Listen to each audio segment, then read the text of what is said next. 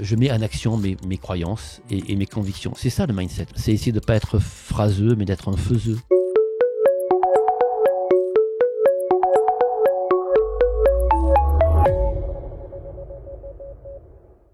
Salut JC. Salut Tim. Comment ça va? Je vais bien. Bon, écoute, je suis ravi de t'accueillir sur le plateau Mindset le Média. Je vais commencer par la première question. Est-ce que tu peux te présenter, mon cher JC? Mais je peux me présenter. Allez, vas-y. On parle des cactus ou pas? Ouais, tout à l'heure, mais Tout à ou l'heure, maintenant, ok, comme tu veux. Non. Parce Fais que gaffe à pas te... Ouais. En fait, je vais me présenter. Donc, je suis Jean-Claude Ballès. Je suis un entrepreneur, Ok. un papa, Ouais. un citoyen et un amoureux. Ça fait beaucoup, c'est bien. J'ai fait que 4 trucs parce que je suis que 4 trucs. Ok. Ok. C'est tout pour la présentation? C'est un peu bref, je trouve. Tu veux que Ouais, je... rallonge un peu quand même, ouais. Ok, je rallonge. Alors, je t'ai dit quoi? Je t'ai dit entrepreneur. Ouais. Je suis un entrepreneur parce que depuis tout petit, j'essaie d'être acteur de ma vie. Être acteur parce qu'être entrepreneur, c'est pas créer des boîtes. Hein. C'est être acteur de sa vie. Être acteur de sa vie, c'est essayer d'avoir un impact Ouais. sur soi-même Ok. et un impact sur les autres. Ok. Bon, on pourra en reparler après. Ouais, bien sûr, ouais. Parce qu'on est sur le bon média pour ça. Ok. Après, je suis papa. J'ai 2 fils merveilleux qui ont fait de moi un homme. En fait, je suis devenu adulte quand j'ai été père. Ok. On peut aussi en reparler. Intéressant, après, si tu ouais. veux. Ouais. Citoyen, parce que je crois, ce qui me meut, Ouais. c'est l'altérité. Ok. Tu vois, Tim, ça fait 15 ans, tu sais, qu'on se connaît. Mais ouais, ça passe vite. Hein. Puisqu'on est tous les deux, que personne n'écoute, je peux le dire. Ouais. Et je te vois là, on est très proches en fait. Je vois vrai tes yeux et toi, l'amour par exemple existe parce que je le vois dans tes yeux. Et ça, c'est sympa. Et ça, c'est l'altérité. Donc je suis citoyen pour ça parce que je m'efforce chaque jour de rencontrer des gens, de croiser des yeux. Alors parfois je les revois 15 ans après, comme les tiens. Parfois je les vois que 2-3 minutes, mais c'est ça qui m'anime. Voilà. Et être citoyen du monde, c'est ça. Ok. Donc... Et après, je te disais, je suis amoureux. Follement. Tu vois, la femme avec laquelle je vis, qui est mon épouse, je l'ai croisée, j'étais en seconde, j'avais 14 ans. Et puis, on s'est quittés à 22 ans. Et puis, de 22 ans à il y a 3 ans, j'ai 62 ans, Tim. D'accord. On ne s'est pas écrit, on ne s'est pas parlé, on ne s'est pas texté. Il ne s'est rien passé. Elle existait là, posée sur l'étagère de ma vie, entre 14 ans et 22 ans. Et je l'ai épousée il y a 1 an. Donc je suis un amoureux. Voilà. Félicitations. Je suis né avec une femme et je vais mourir avec la même. Voilà. C'est beau. Merci pour ta présentation. Et ce que je note, et ce qui est assez différent, parce qu'on a quand même tourné déjà pas mal d'épisodes de Mindset le Média, c'est que tu parles pas de boulot, tu parles de la vie, tu parles justement du fait que tu es un amoureux. Et est-ce que ce serait pas un mindset d'être amoureux? C'est quoi pour toi justement ta définition du mindset, JC? Alors, ma définition du mindset, le mindset, c'est un état d'esprit en mouvement. Ok. Je crois pas qu'on ait un mindset défini, immuable, qui nous définisse pour la vie. Voilà. Ok. Je crois qu'on est multiples et le mindset, c'est un mix entre de la plasticité cérébrale et de la plasticité émotionnelle. Ok. C'est-à-dire que ça bouge. Le mindset, c'est les comportements en action. Peut-être que c'est ça pour moi le mindset. Tu sais, quand tu rentres dans parce que je peux te parler d'entreprise aussi, tu me dis je me définis pas par l'entreprise, mais je sais que tu vas en parler, bien sûr. Quand tu rentres dans mon entreprise et tu m'as fait le plaisir de venir en Bourgogne. Alors dans quelle entreprise tu peux la citer? Oui, je te dirai après, comme ça fait teasing. Ouais. Donc dans mon entreprise, tu es venu il y a 1 mois et demi en Bourgogne. Ouais, même plus que ça, ouais. Ouais, mais tu sais, le temps est court. Ouais. Quand tu rentres, rappelle-toi, tu as un escalier. Oui. Peut-être que le mindset, c'est ce qui est écrit sur chaque marche de l'escalier. En fait, l'escalier, c'est une espèce d'échelle de comportement. Souviens-toi, en bas, il y a écrit nier, accuser, Ouais. se justifier. Et puis il y a un escalier qui dit, une marche qui dit assumer. Et puis ensuite il y a pallier, après il y a analyser, après il y a apprendre, et après il y a imaginer. En fait, peut-être que le mindset, c'est de passer d'une marche à l'autre. Aucune n'est bien, aucune n'est mal. Ça dépend de ton contexte, ça dépend de l'environnement, ça dépend aussi du sujet qu'on aborde. Peut-être que le mindset, c'est ça, c'est la somme des comportements qui définit l'état d'esprit qu'on a à ce moment-là, à cet instant-là, dans cette situation-là et ce contexte-là. Ok. Donc je crois que tout ça est assez mouvant. Je crois pas à un mindset rigide, figé. Voilà ce que je voulais te partager. Non, très intéressant. Et ça veut dire que si je prends la métaphore de l'escalier, c'est que de toute manière, on est obligé de monter les marches. Et ça s'appelle la vie. Et les marches vont nous permettre d'atteindre une autre marche avec un instant différent, un statut différent, des éléments exogènes différents. Et en fait, ça va nous construire au fur et à mesure et on va changer. C'est une éternelle transformation. Exactement. Et tu dis de monter l'escalier, mais parfois c'est aussi le descendre. Oui. Parce que parfois, pour monter plus vite ou pour monter ailleurs, il faut accepter les étapes, de passer par, etc. Oui, ou de tomber, tomber des marches. De tomber, oui. Tomber, c'est pas grave. La chute n'est qu'une renaissance vers autre chose. Dans tout ça est merveilleux. Voilà. Je comprends. Et quand tu rentres dans mon entreprise, tu vois donc cet escalier. Et ce qu'on veut dire par là, c'est que les mots sont pas anodins, les actes sont pas anodins, les comportements ne sont pas anodins, et c'est ça peut-être pour moi la définition du mindset, c'est prêter attention à ce qu'on fait, à ce qu'on dit et à l'autre. Voilà. Peut-être que le mindset, c'est ce regard là qu'on a en ce moment qui est merveilleux. Voilà. D'accord. Il a vraiment de très beaux yeux. Ouais. Je vais finir par être gêné. Alors, est-ce que ton mindset a changé? La réponse est oui, puisque c'est ta définition du mindset, qu'on est sur un concept mouvant, entre le début de ta carrière, je crois que t'as pas fait trop d'études, si je me souviens bien, et les différents types d'étapes de vie et d'entreprises que tu as eues. Tu m'as parlé tout à l'heure du Paris-Dakar que tu as fait. T'es multi-entrepreneur, t'as été cadre dirigeant, t'as fait un nombre de trucs incroyables. Et est-ce que le mindset a balisé ta vie? Est-ce que c'est ton mindset qui t'a fait changer d'aventure pour, par exemple, aujourd'hui, être patron d'une brasserie à Beaune qui s'appelle Brasserie de France, alors qu'avant, t'étais patron d'agence de com à Paris. Enfin, il y a quand même un truc bizarre, quoi.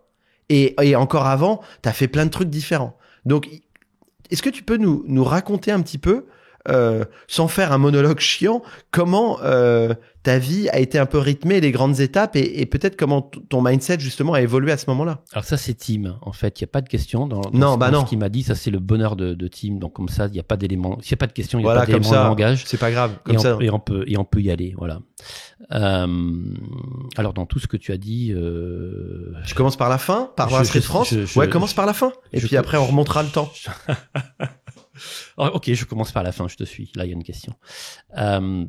Donc, Brasserie de France, c'est quoi? Brasserie de France est effectivement à Beaune, comme tu l'as dit. Donc, Beaune, la capitale mondiale du vin. De la bière, hein, comme tout le monde le sait. Voilà.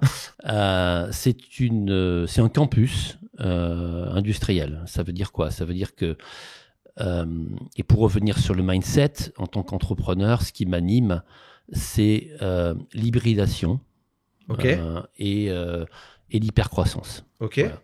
Donc la vitesse. Le Brasserie de France, en fait, quand je dis c'est un campus, ça veut dire qu'il y a un pôle de création. On est un bureau de style qui étudie des besoins, des envies de consommation et qui les transforme en recettes et en marques de boissons effervescentes. Ok. Et ces boissons effervescentes, ça peut être de la bière sans alcool ou des boissons sans alcool, mais tout le temps avec des bulles. Voilà, ok. Dans notre métier, c'est la bulle. Mais je t'arrête 2 secondes. Tu vas dans la capitale, une des capitales mondiales françaises de Grand Cru, ouais. Et au lieu de faire du vin, tu fais de la bière, et en plus, tu fais un campus. Donc là, c'est quand même un peu éclectique, c'est quand même un peu curieux, quoi. Donc ça vient d'où tout ça? Parce que en fait, le fait de faire de la bière à Beaune, c'est juste une bonne idée, puisque ce qui est le plus dur quand tu es entrepreneur, c'est les talents. C'est pas l'argent, c'est de s'entourer de gens plus intelligents que toi. Et quand tu es sur sur un territoire vitivinicole, tu as toutes les compétences dont tu as besoin C'est vrai quand tu es brasseur. Pour, Ok. Oui, parce qu'il y a plein de gens qui comprennent qu'est-ce que c'est que la fermentation. Puis c'est un vigneron, Ouais. il fait fermenter du raisin. Nous, on fait fermenter des céréales. Ok. Il y a des gens qui comprennent qu'est-ce que c'est qu'une cuve, qu'est-ce que c'est que l'embouteillage. Donc, en fait, tu as tous les talents qui sont réunis sur ce territoire. Donc, faire de la bière en territoire vitivini, c'est juste une bonne idée pour recruter. En fait, il faut piquer aux vignerons Ok. les talents pour les faire venir chez nous. Voilà. Je comprends. Non, il faut pas le répéter, ça. Ok. Non. Donc, je reviens sur ta question. Tu essaies de me perdre en me posant des sous-questions dans des bien questions. sûr, ouais. Waouh, quel exercice. Donc, Brasserie de France, c'est un campus où tu as un bureau de style, donc qui étudie des besoins de consommation. C'est une école, puisque quand tu montes le fameux escalier dont je te parlais, tu arrives dans un espace de partage de savoir et de transmission des connaissances. Donc c'est une école de production, ça veut dire qu'on va accueillir principalement des jeunes, et on va leur apprendre un métier, donc les remettre sur le chemin, parce que parfois ils sont un peu perdus, soit à nouveau de l'école, soit de la professionnalisation. Tu as un labo de recherche sur les procédés fermentaires et sur le rapport entre le nez et la bouche. Excellent. En fait, ce qu'on ingère n'est pas neutre, mais on a toujours une promesse, parce qu'on est des animaux. On a une promesse par le nez. Voilà. C'est comment est-ce qu'on réconcilie la promesse que j'ai au Par le nez dans la bouche. Ok. Tu vois, c'est très sensuel. Ouais. Et puis, il y a une usine. Voilà. Aujourd'hui, on est la première brasserie de Bourgogne et on existe depuis 2 ans. Donc quelques chiffres. Première brasserie de Bourgogne. Vous existez depuis 2 ans seulement. Oui. Combien de chiffre d'affaires? Vous êtes rentable? On va parler business 2 secondes. Ok. On peut parler business. On fait juste un petit peu moins de 2 millions d'euros. Voilà, pour faire en 2 ans? En 2 ans. Waouh. Sur ce métier-là. Et tu sais, c'est pas de la Romanée Conti qu'on vend. Hein, donc, bah ouais. Il faut en vendre beaucoup. Ouais. Il faut en vendre beaucoup. On est 15 coéquipiers sur ce projet. Voilà. Mais tu fais déjà 2 millions en 2 ans et c'était prévu dans ton business plan de faire déjà 2 millions ou t'exploses tes chiffres là?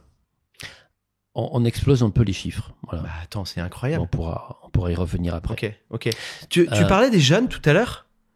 En fait, vu que tu es amoureux et moi qui suis passionné, c'est peut-être pour ça qu'on s'entend bien. Quel regard tu portes sur les jeunes aujourd'hui? Alors, on va plutôt parler à Beaune.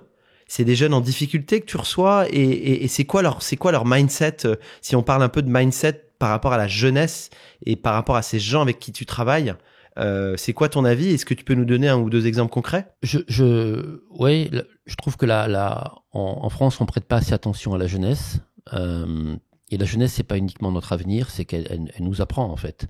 Je trouve que les jeunes aujourd'hui sont follement plus ambitieux que ce que j'étais quand j'étais jeune. Ah oui? Ouais, parce qu'ils ont une recherche d'harmonie, d'équilibre entre leur sphère familiale, leur sphère pro, leur sphère sociale, et puis leur sphère perso, eux par rapport à eux. Moi, quand j'étais gamin, j'étais plutôt focus à un moment sur ma vie sentimentale et puis après ma vie pro, etc. On avait des vies où on se disait, de telle période à telle période. Oui, chaque chose en son temps. Chaque chose en son temps, tu vois. On va séquencer notre vie. Là, ce que je trouve merveilleux avec notre jeunesse, et c'est pas vrai uniquement en France, hein, c'est vrai dans tous les pays qui ont la chance de pas être en guerre et de pas avoir trop de pauvres en difficulté, c'est que la jeunesse, elle veut vivre pleinement, de manière, elle veut vivre sa multitude en fait, voilà, et essayer de gérer des injonctions qui sont parfois paradoxales que nous impose le monde et la société. Et je trouve que ça, c'est magnifique. Donc c'est une ambition. Là, moi qui ai 44 ans, je suis tombé dans le panneau immédiatement. Eux, c'est réussir leur vie avec la multiplicité de multiples facettes. Que peuvent être le pro, le perso, l'environnement, l'harmonie avec ces différentes parties prenantes en fait. Oui, notre jeunesse, elle a cette ambition-là, elle a cette volonté-là. Elle ne sacrifiera rien à rien. Ok. Parce que le tout en vaut la peine. Voilà. Ok. Et je trouve ça très beau.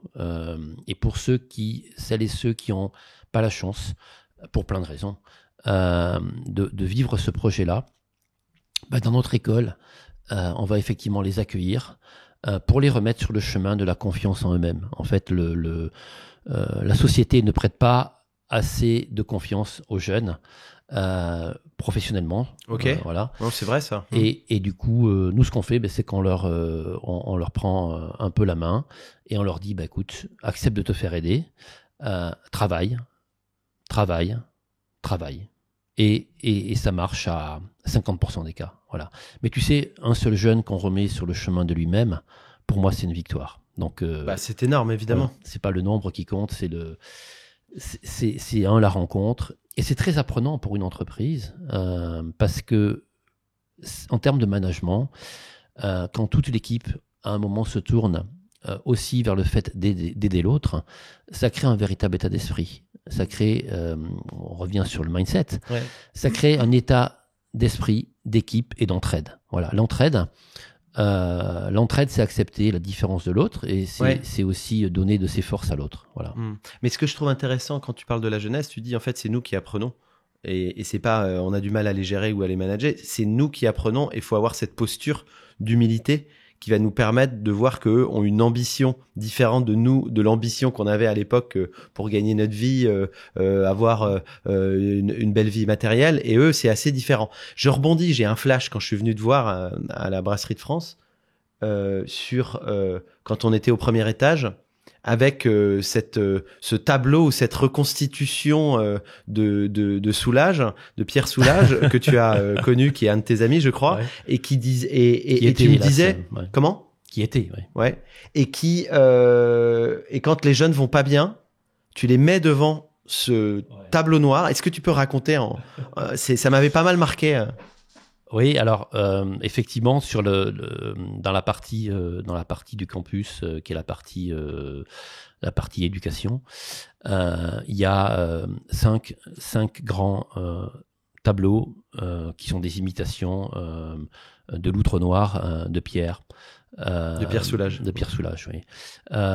Ces 5 tableaux donc sont effectivement noirs et ce qu'on essaie de partager avec les jeunes qui sont à la recherche d'eux-mêmes et dans le futur, c'est que il faut aller chercher l'outre noir qui est en soi, c'est-à-dire ne pas accepter les préjugés, ne pas accepter les stéréotypes, ne pas accepter les étiquettes, et aller chercher au-delà et se dire je veux devenir ça, j'ai envie de ça, j'ai le courage de faire ça, je vais le faire. Et qu'est-ce qu'on veut dire en les mettant devant ces imitations venez à Beaune, on vous accueillera, vous verrez, c'est magnifique, de 5 toiles de Soulages, c'est que quand tu es face à un tableau qui t'apparaît être noir, mais où tu as des stries qui laissent passer la lumière et qui captent la lumière. D'abord, le noir, c'est toutes les couleurs. Bien sûr. Et 2, en fait, la lumière ne vient que des ténèbres. Oui. Et c'est cette part S'il n'y a pas de ténèbres, il n'y a pas de lumière. Exactement. S'il n'y a pas de ténèbres, il n'y a pas de lumière. Donc, ta vie, elle est noire. Peut-être que papa, il n'a pas le bon comportement. Peut-être que maman non plus. Peut-être que le frère non plus. Mais ok. Assume ça. Ne cherche pas. On peut pas être malheureux de ce qu'on peut pas changer. Oui, tu peux pas être dans le déni. En fait, il faut l'accepter. Exactement. C'est ça. C'est l'échelle des comportements dont je te parlais tout à l'heure. Donc, tu peux pallier. Mets-toi dans 2 postures qui sont 1, apprendre, 2, imaginer. En fait, moi, je crois viscéralement, et peut-être que ça peut être pour répondre à la question de tout à l'heure, un mindset, je crois que si tu peux le rêver, tu peux le faire, Tim. Oui, bien sûr. Mais il faut encore que tu oses le rêver. Et c'est ça. Oui, il faut commencer par oser, en fait. Et c'est ça oser un rêve, déjà. Voilà. C'est ose voir, quand tu es face à ces 5 tableaux noirs, ose voir que ta vie n'est pas ça. Va chercher la lumière qui est dans cette noirceur et deviens cette lumière. Voilà ce qu'on leur dit, en fait. Magnifique. Quand on les met devant. Magnifique. Et ça marche, puisque tu as réussi à sortir des jeunes ça marche depuis de 2 conditions ans, assez violentes, qui avaient un avenir égal à 0, quoi. Exact. Enfin, égal à ce que la société leur prédisait, c'est-à-dire 0. Et en fait, on va en faire des stars. On en fait des stars de la vente. Et c'est aussi ça, le campus. C'est que chez nous, il y a à la fois un jeune décrocheur et en même temps un doctorant. Voilà. L'idée du campus et de l'hybridation, tu me parlais tout à l'heure de mon mindset d'entrepreneur, je te disais c'est l'hybridation et la vitesse. L'hybridation, c'est ça. C'est l'hybridation en action, c'est le fait que dans un même lieu, il y ait des personnes qui ne se croisent jamais dans la rue.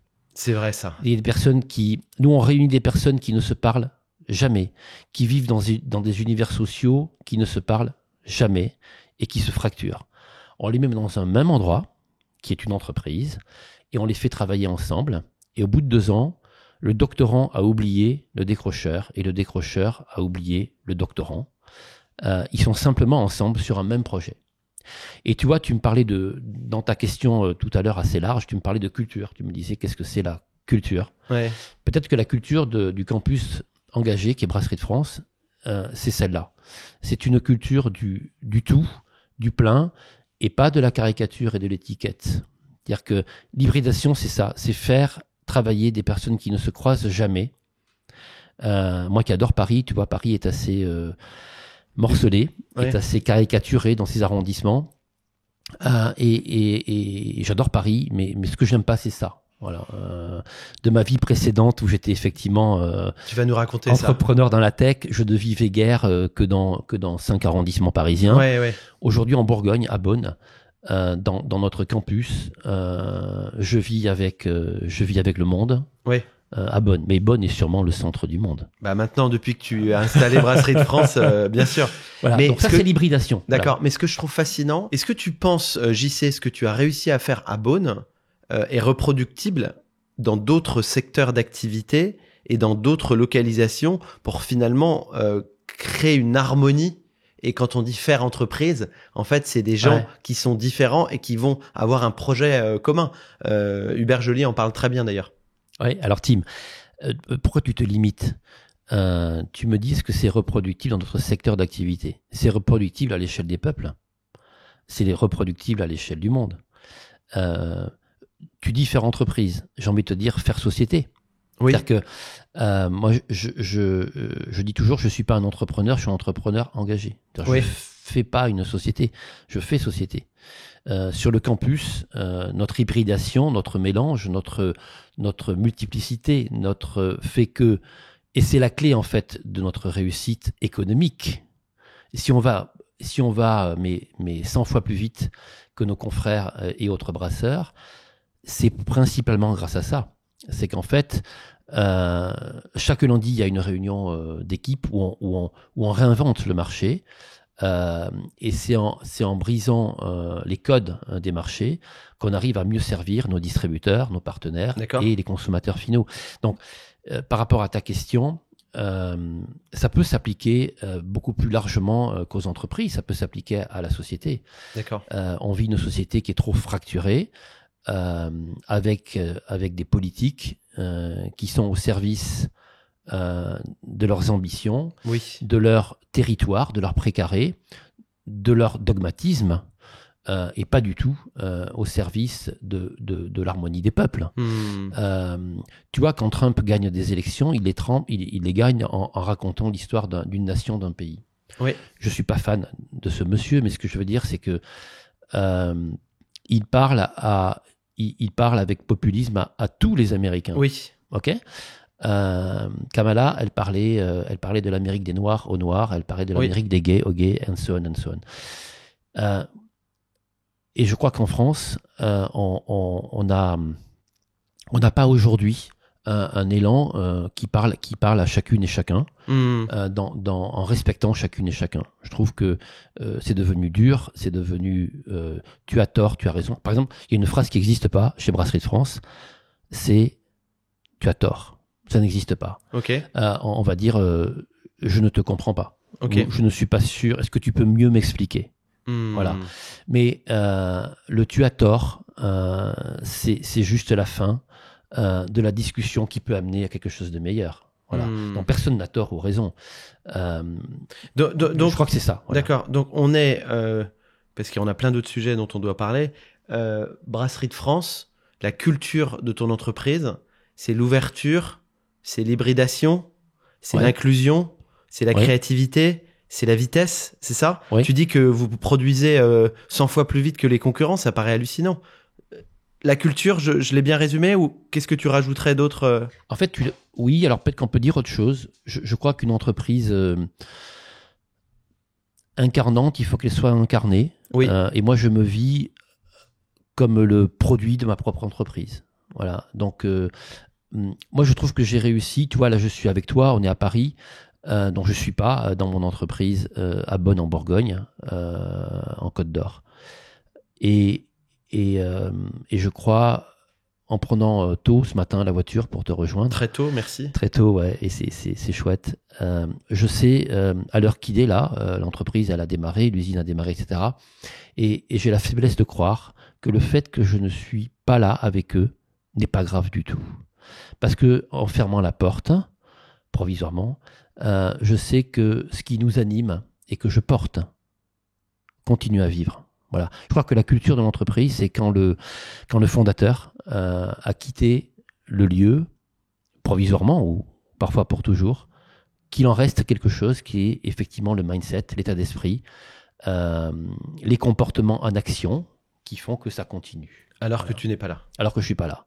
Ouais, Et ok. ça, pour moi, ça c'est le kiff suprême de l'entrepreneur, parce que c'est à notre échelle humaine et que de passage se rapprocher de l'éternité. C'est-à-dire la présence, ce n'est pas par la présence que l'action s'anime.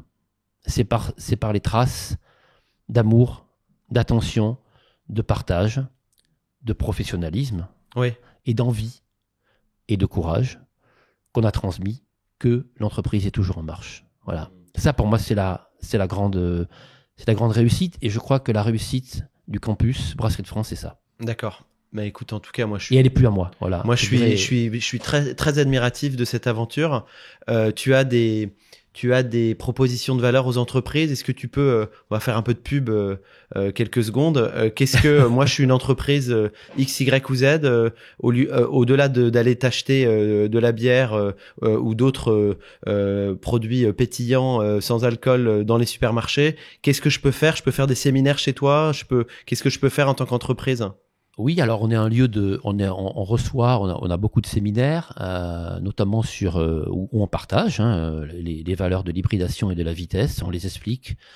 Non, ce que tu peux faire si tu veux me faire plaisir, c'est que les dirigeantes, les dirigeants, les entrepreneurs qui nous écoutent, essaient de déployer chacun sur leur lieu du partage et de la transmission de savoir. C'est-à-dire que le Brasserie de France à Beaune a pour vocation d'être un prototype, un laboratoire d'une espèce de tiers-lieu très capitaliste. Voilà, je ne crois pas, par exemple, que être dans le partage complet des valeurs de l'argent passe par le fait d'être dogmatique, comme je l'entends en ce moment de la part de certains politiques. Je crois vraiment que c'est au-delà de ça, c'est par l'action. Et j'entends plein de gens qui parlent de l'hybridation de manière très conceptuelle, avec des thèses. Très bien, c'est passionnant, mais je crois qu'on n'est que ce que l'on fait, on n'est que ce que l'on vit. Moi, je suis un vrai doueur, donc je ne sais pas de théoriser quelque chose. Je mets en action mes croyances et mes convictions. C'est ça le mindset aussi. C'est essayer de pas être phraseux, mais d'être un faiseux. Mais d'être un faiseux. Voilà. Le mindset, c'est d'être un faiseux. J'aime bien ça. Un faiseux. Ouais, super, super. Un faiseux. Écoute, merci beaucoup.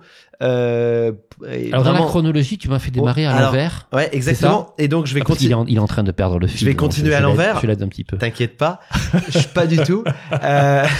Alors, c'est quoi le déclencheur entre patron d'agence de com, digital data, machin chose, à je me casse à Beaune et je montre une brasserie. C'est quoi il y a eu un changement de mindset? Il y a eu un déclencheur? Non, c'est pas un déclencheur. En fait, c'est un continuum. Ok. Moi, je veux vivre plusieurs vies. Et donc, le seul moyen de vivre plusieurs vies, c'est le dénuement. Le dénuement. Ouais. Il faut se dénuder. Ok. Ça veut dire qu'il faut accepter d'un seul coup de perdre tout ce qu'on a. Voilà. Ok. Donc, et j'ai fait ça plusieurs fois. Alors raconte-nous. Et ben, l'idée, c'est si tu continues à être attaché à ce qui te semble être ta propriété, tu ne vis que pour avoir plus. Accumulation. Exact. Ok. Si d'un seul coup tu remets en cause tout ce que tu as, statutairement, économiquement, socialement, et que tu redémarres à zéro, que tu te dénudes, que tu es connu, respecté, aimé sur Paris, dans la tech, et que tu vas à Beaune, où tu ne connais personne dans l'industrie, il te faut réapprendre les gens. Ça veut dire il te faut juste les écouter, les regarder, et on revient au même sujet, les aimer en sincérité. Autrement, ça ne marche pas. Ouais. Et si tu veux aller vite, il faut y mettre tout ton être. Oui. Voilà. Donc...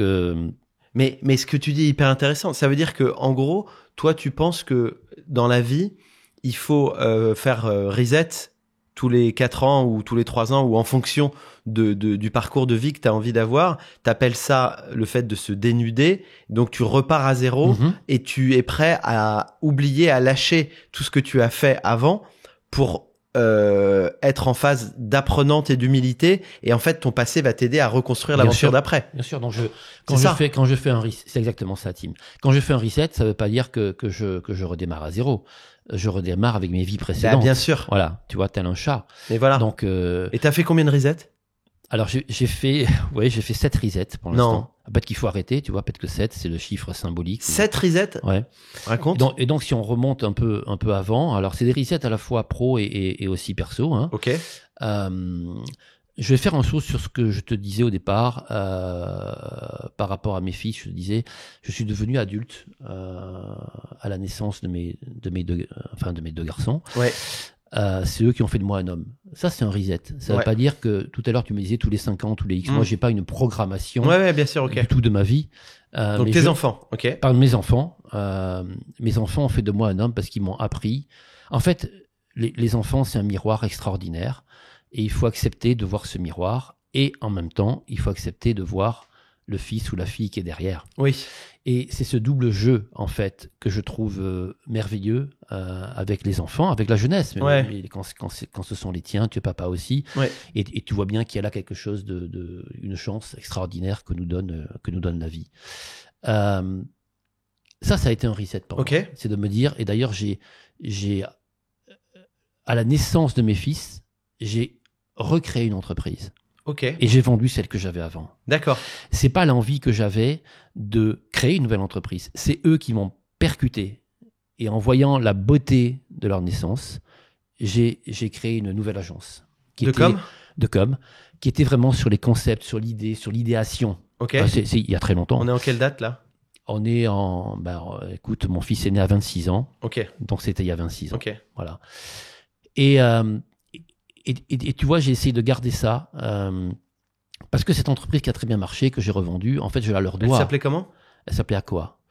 Je la leur dois, et c'est eux qui ont été inspirants dans le fait que je crée une agence purement de concept mais c'est une autre époque en fait qui partait de l'idée d'un dirigeant pour créer un business. Voilà. Okay. Et ça s'est traduit après. C'est une époque où tu sais le Minitel continuait à disparaître pour devenir Internet. Très bien. Donc c'est l'époque que tu as connue un peu plus tard que moi, mon camarade. Bien sûr. Mais qu'on a connu ensemble quand on s'est rencontrés. Donc ça c'était le deuxième reset. Voilà. Ça c'est le. Alors non. Alors le premier reset, je crois, c'est le premier reset fort, c'est quand il a fallu. Tout à l'heure, tu disais, j'avais pas fait d'études, tu t'es trompé. J'ai fait beaucoup d'études, et en fait, il fallait que je les finance. Donc mon premier reset, mon tout premier reset, c'est l'amour de ma vie. C'est quand je suis percuté à 14 ans et demi par l'amour. À 14 ans et demi. Oui. Okay. Et ben je découvre là un monde extraordinaire. J'étais un garçon très timide, très timide, maladivement timide, très réservé, timide, pas réservé, très maigre. Voilà, j'étais une ombre, tu vois. Et l'amour m'a mis debout. Voilà, l'amour m'a mis dans le sourire, dans la joie. Donc ça, je crois que ça c'est mon premier reset. Voilà. Et d'ailleurs dans la foulée, assez jeune, j'ai créé une entreprise. C'était quoi la première? C'est une entreprise qui me permettait de payer mes études. En fait, je suis devenu entrepreneur. Pour payer tes études, tout simplement. Pour payer mes études, tout simplement. Voilà. Et j'ai fait un rallye, tout à l'heure tu en parlais, qui est le rallye Paris-Dakar. Excellent. Pour financer mes études. Voilà. Tu as fait le rallye Paris-Dakar pour financer tes études? Exactement. Ouais. C'est plutôt le contraire. D'habitude, on a besoin d'argent pour faire le Paris-Dakar. Non, parce que le Dakar, à l'époque, tu vois, ça part de la Concorde. Et je vais passer le jour de l'an à Paris, à la Concorde. Et je vois toutes ces voitures, toutes ces motos, tous ces camions.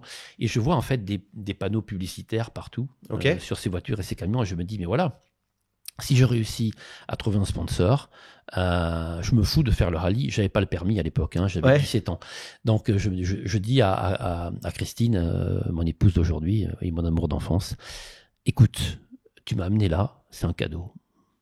L'an prochain, je vais passer le permis, ok, parce que j'aurai l'âge. Et en même temps, je ferai le Paris-Dakar pour financer mes études. Donc, t'es à 17 piges, place de la Concorde. Ouais. Tu vois le 1er janvier. Voilà. Le début du Paris-Dakar, enfin le démarrage. Voilà, et tu dis à ta copine, et t'as 17 ans, l'année prochaine, je fais le Paris-Dakar. Ouais. Et tu l'as fait. Et ouais. Waouh. Voilà. Donc j'étais le premier étudiant à faire le Dakar. Mais t'as trouvé des sponsors du coup? Oui, donc j'ai trouvé les sponsors. Alors c'était facile, hein, parce qu'il y a personne qui pouvait. Moi, je suis né fin octobre. Donc je passe le permis très vite et le Dakar, tu sais, ça part le 1er janvier à l'époque. C'est quand même dingue. Ouais. Donc j'ai à peine le permis. C'était une grande histoire avec Thierry Sabine qui voulait pas accepter mon inscription parce que j'avais à peine le permis. Tatati, tatata, bref, je vais pas vous raconter tout ça, mais il a fini par dire oui et voilà. Et finalement, je suis arrivé d'ailleurs. Je suis arrivé à Dakar. Donc ça c'est peut-être une seconde percussion parce que je crée une boîte en fait et je deviens entrepreneur. Quelque part pas par choix, par nécessité, mais tu sais, entre le choix et les nécessités, on sait jamais de la poule de l'œuf qui sait. Voilà. Et je te coupe, et c'est pas grave. Qu'est-ce que t'as appris au Paris-Dakar? Ça a dû te faire grandir de manière incommensurable. Il y a eu un avant et après Paris-Dakar, non? Qu'est-ce que t'as appris ou j'ai appris beaucoup de choses. D'abord, j'ai appris que vivre 21 jours dans une même voiture avec quelqu'un, qui était un copain un copain d'études. C'est pire que le bateau. Eh ben, c'est particulier. Alors non, c'est pas pire que le bateau du tout, Tim, parce que quand tu es en voiture, tu peux à un moment arrêter la voiture et ouvrir la portière. Oui. Quand tu es en bateau, tu n'ouvres jamais la portière. Non, le bateau, c'est de ce point de vue-là, pour reprendre ton expression, c'est pire que la bagnole. Voilà. Non, donc j'ai appris ça. Donc j'ai appris effectivement, j'ai appris à vivre dans une caisse à deux pendant 21 jours. Je crois que ce que j'ai appris aussi, c'est la rencontre avec l'Afrique. C'est la difficulté à être une caravane publicitaire de gens nantis riches qui traversent des pays qui ont leur bonheur, mais qui nous voient comme des extraterrestres. Ouais. Donc j'ai appris ça. J'ai appris le Hogar. Le Hogar. Le Mais Hogar, encore c'est après Tamanrasset, c'est en bas de l'Algérie. Ouais. C'est un lieu qui est juste avant le désert du Ténéré. Tu as le désert de Ténéré, c'est un désert qui n'a pas d'horizon, hein, parce que c'est des dunes comme ça qui font 300 mètres chacune, et tu n'as pas d'horizon du tout. Donc j'ai appris à ne pas avoir d'horizon devant mes yeux, et donc à chercher un horizon dans ma tête. Wow. J'ai appris, le Hogar, c'est des pays très très rudes, très très froids. Alors qu'on pense qu'en Afrique il fait tout en chaud, là où tu as le père Foucault, hein, qui s'est recueilli, j'ai appris les sourires en Afrique, j'ai appris des yeux qui rient, j'ai appris plein de choses. Voilà. Et quand tu es rentré, tu as fait quoi après? Alors quand je suis rentré, ayant changé forcément. Ouais. Alors quand je suis rentré, j'ai pas voulu rentrer en avion. J'ai demandé à Thierry Sabine de rentrer en bateau avec les voitures, ce qui était assez long. Ouais. Et j'ai eu une espèce de cadeau qui est que dans les grands paquebots qui ramènent les voitures, quand tu es dans la cabine du capitaine qui dirige le bateau, tu as de la condensation sur les vitres. Et j'écrivais, moi je suis plutôt littéraire, donc j'écrivais sur les vitres qui font tout le tour de cette grande cabine.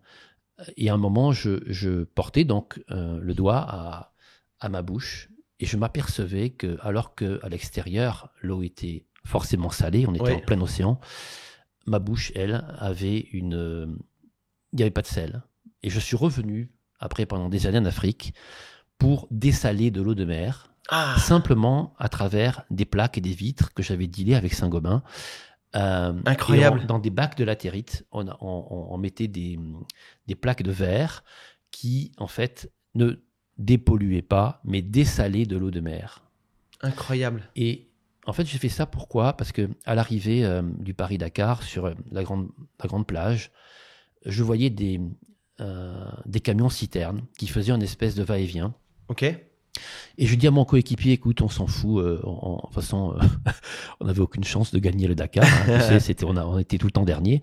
Mais tu sais, il y avait un temps limite, donc il fallait quand même qu'on roule. Mais là, on savait qu'on était arrivé. Et je dis, écoute, on va. Moi, j'étais pilote, donc je dis, on va aller voir ces gens. Je comprends pas pourquoi il y a des camions-citernes. Et en fait, il y avait un troc autour de l'eau. C'est-à-dire,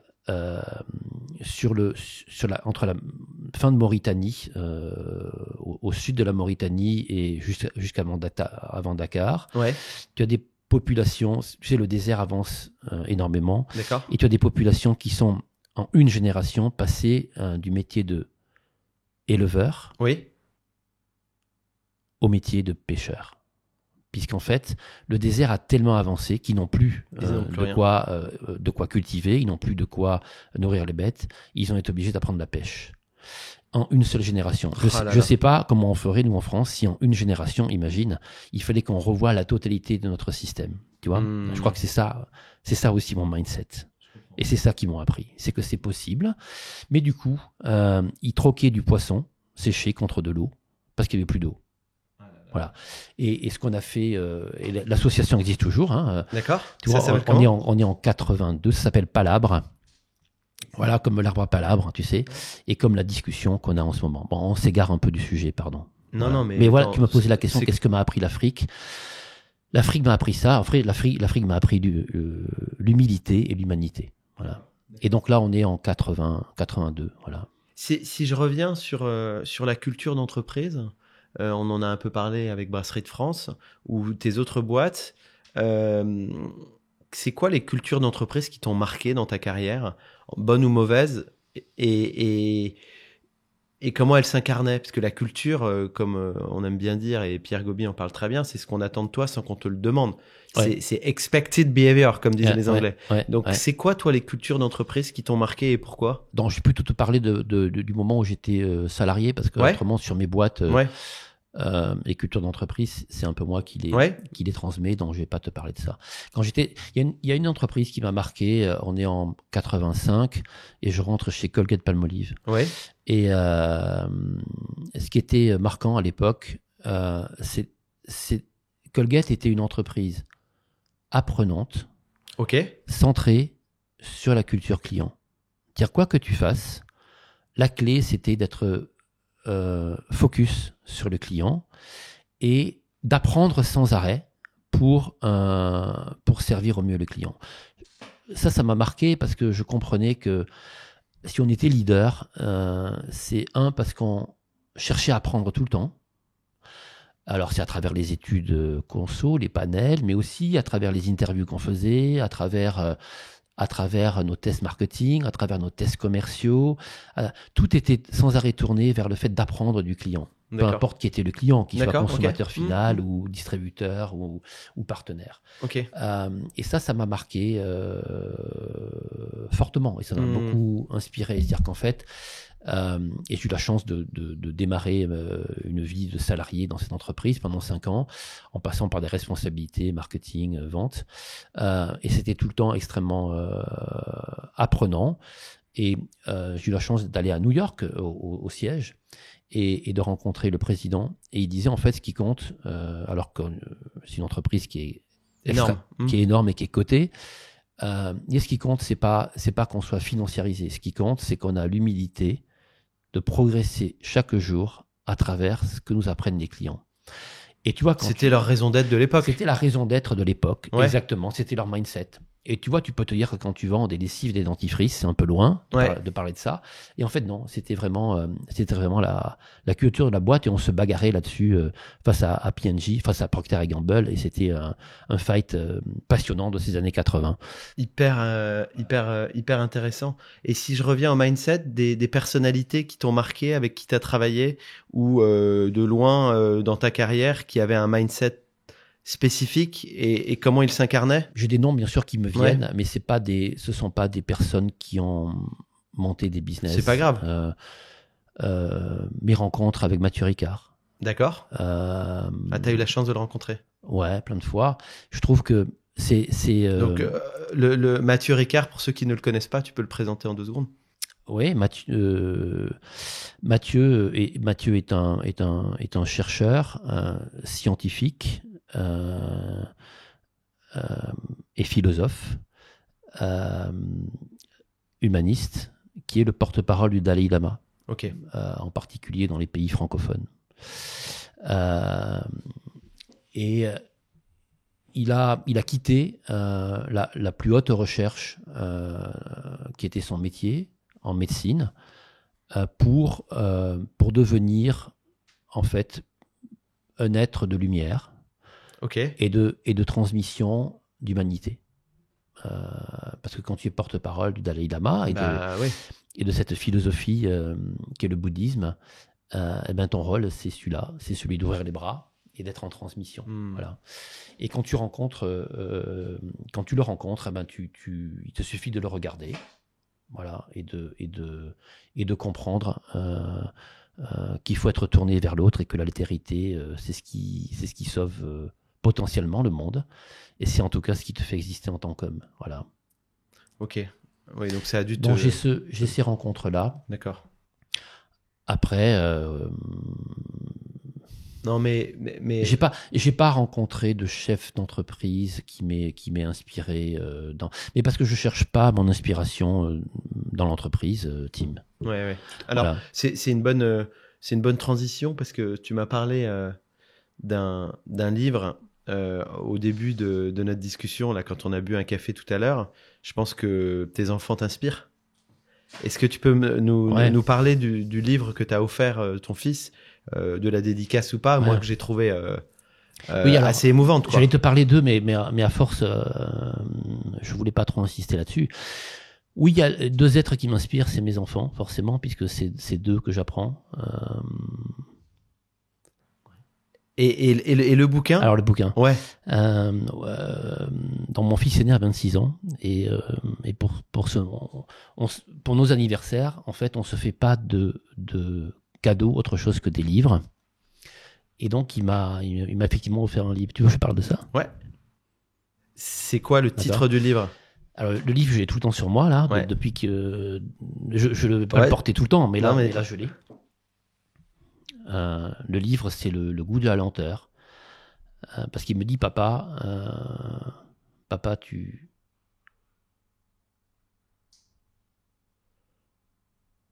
Donc, l'éloge de la lenteur? Non, le goût de la lenteur. Alors, le goût de la lenteur. Je vais te laisser, parce que moi, j'arrive pas. Ouais. Je vais te laisser lire sa dédicace. Mais on n'est pas obligé de la lire. Hein. Si, ça me gêne pas. Vas-y. Lorsque la vie s'emballe, que les pensées et les soucis se bousculent, il est parfois sage d'y glisser une touche de lenteur. Ainsi, nos instants précieux s'étirent et chacun trouve le temps de suivre le rythme de son propre cœur, à nos moments d'éternité. Romain. Je trouve ça magnifique. Incroyablement magnifique et touchant. Et je trouve que l'époque dans laquelle on vit, de vitesse, d'incertitude, de désir, de pouvoir, des guerres, etc. Je trouve que cette dédicace à son papa est absolument magnifique. Merci beaucoup, JC. Je vais te poser une dernière question pour clôturer cette discussion assez philosophique, peut-être un peu décousue, mais très humaine en tout cas. Est-ce que tu as un dernier point, une suggestion, un conseil, un avis à partager avec ceux qui nous regardent et qui nous écoutent? Alors, un conseil, je sais pas, mais une idée, c'est peut-être s'entourer, se faire respecter de gens intelligents. Oui. Et aimer la tendresse des enfants. C'est-à-dire faire ces 2 choses-là en même temps. Voilà.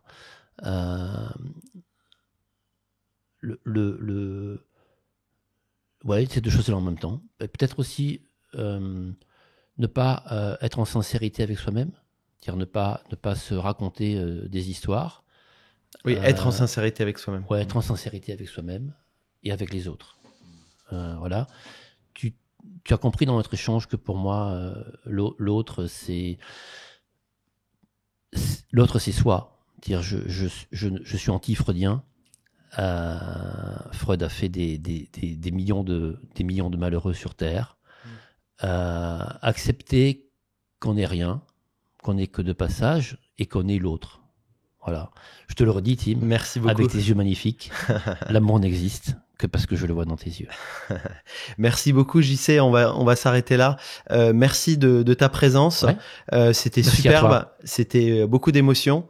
Si vous avez aimé ce moment, ce podcast, cette vidéo, c'est Mindset le média. N'hésitez pas à aller sur toutes les bonnes plateformes pour vous abonner et à nous mettre 5 étoiles pour pousser Mindset le média. Merci beaucoup, Merci, JC. Tim. À très vite. Et longue vie à Mindset.